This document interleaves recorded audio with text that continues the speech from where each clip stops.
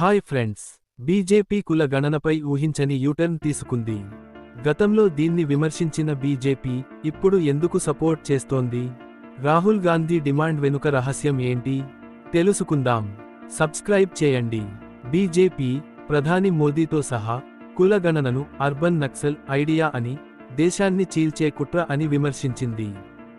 కానీ ఇప్పుడు వాళ్లే దీన్ని చేయాలని నిర్ణయించారు.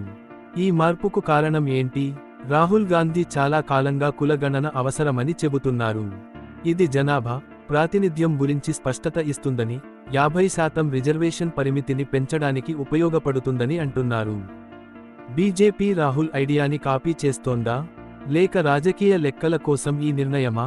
గతంలో కుల గణనను హిందూ వ్యతిరేకమని చెప్పిన బీజేపీ నాయకులు ఇప్పుడు దాన్ని సమర్థిస్తున్నారు. ఇది డబుల్ స్టాండర్డ్ కాదా? మీరు ఏమనుకుంటున్నారు? కామెంట్స్లో చెప్పండి. కుల గణన దేశంలోని కులాల జనాభా, ఆర్థిక స్థితి గురించి స్పష్టత ఇస్తుంది. సరైన విధానాలు, న్యాయమైన రిజర్వేషన్ కోసం ఇది కీలకం. కానీ ఈ నిర్ణయం ఎవరికి లాభం చేకూరుస్తుంది?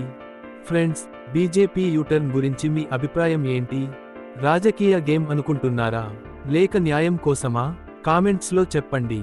లైక్, షేర్, సబ్స్క్రైబ్ చేయండి. మళ్ళీ కలుద్దాం.